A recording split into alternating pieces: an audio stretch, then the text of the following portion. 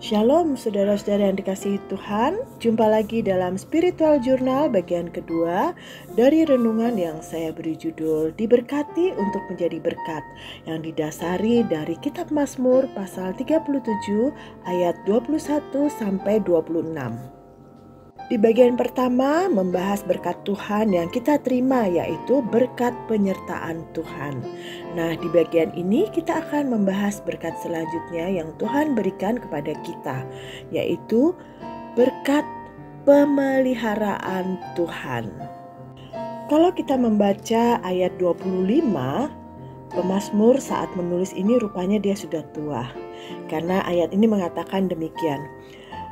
Dahulu aku muda, sekarang telah menjadi tua, tetapi tidak pernah kulihat orang benar ditinggalkan atau anak cucunya meminta-minta roti. Ayat 26, tiap hari ia menaruh belas kasihan dan memberi pinjaman, dan anak cucunya menjadi berkat. Pemeliharaan Allah sangat nyata bagi Daud yang menaruh percaya kepada Allah yang adalah sumber kehidupannya. Pemeliharaan Allah dari dia muda sampai tua terus dirasakannya. Mari kita perhatikan kalimat ini ya. Tidak pernah kulihat orang benar ditinggalkan atau anak cucunya meminta-minta roti. Ketika Daud melarikan diri karena dikejar-kejar oleh Saul maupun anaknya, Allah tetap memelihara Daud dengan cara Allah yang bisa jadi tak pernah dipikirkan Daud. Dalam kitab 2 Samuel 15 ayat 13-23 mengisahkan kondisi kerajaan Israel yang kritis. Kerajaan terancam terbelah karena Absalom, anak Daud, akan mendirikan kerajaan tandingan dan banyak rakyat yang berpihak pada Absalom. Melihat situasi yang kurang baik ini, Daud memutuskan untuk membawa orang-orangnya keluar dari Yerusalem dan meninggalkan 10 orang gundik untuk mengurus istana.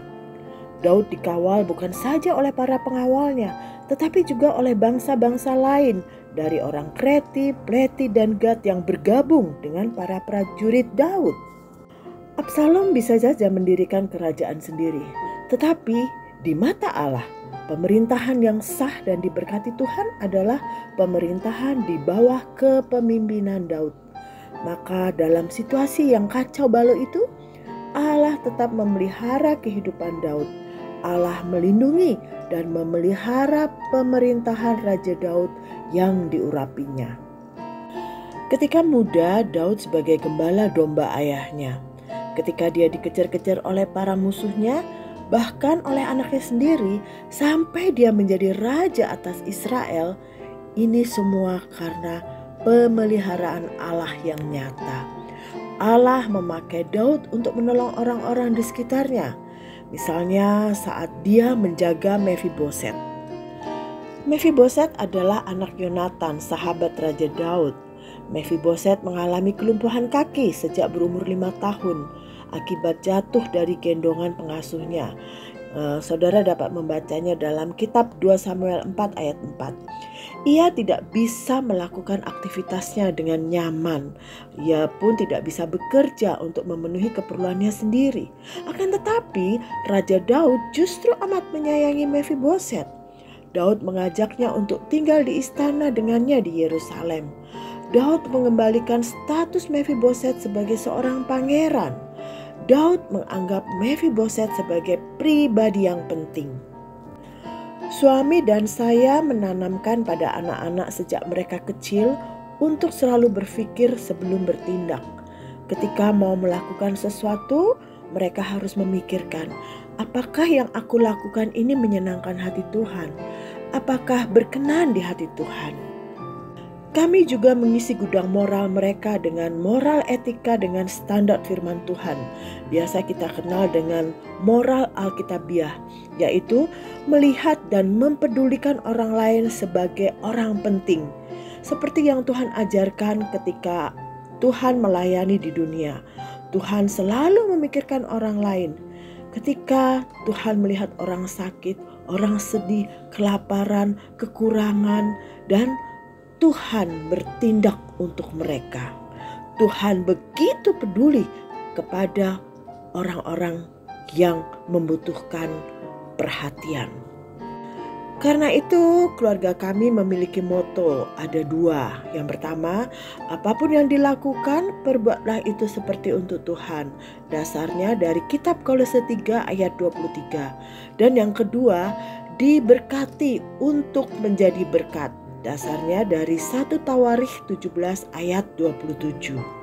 Setiap anggota keluarga harus selalu ingat bahwa ketika Tuhan memberkati, berarti ada orang lain yang harus kami berkati. Berkat yang Tuhan berikan pada kami bukan untuk dinikmati sendiri. Ketika anak-anak masih duduk di sekolah dasar, mereka pernah protes begini. Ini kejadiannya ketika Tuhan memberkati kami ya. Mereka berkata begini, bolehkah kali ini berkat Tuhan kita nikmati sendiri? Sekali-sekali dong kita nikmati sendiri. Tapi mereka sambil ketawa-ketawa gitu ya. Sepertinya mereka hanya mau menguji orang tuanya. Tetapi kami tetap menjelaskan kepada mereka tentang komitmen yang sudah kita buat bersama. Bersyukur mereka mengerti. Kami hanya ingin menanamkan kepedulian mereka pada orang lain ketika diberkati. Harus ingat bahwa Tuhan mau memakai kita sebagai alatnya untuk memberkati orang lain. Saudara, berkat yang kita terima itu asalnya dari Allah. Allah menghendaki agar kita menjadi berkat bagi orang di sekitar kita. Oleh sebab itu, mari kita menggunakan berkat jasmani dari Allah untuk menolong orang yang membutuhkan, dan berkat rohani untuk menyelamatkan jiwa-jiwa, membawa pengaruh baik bagi sesama maupun lingkungan di sekitar kita. Ketika kita melakukan bagian kita untuk menjadi berkat, maka Tuhan senang. Kiranya berkat Allah tercurah pada kita agar kita menjadi berkat bagi orang-orang di sekitar kita.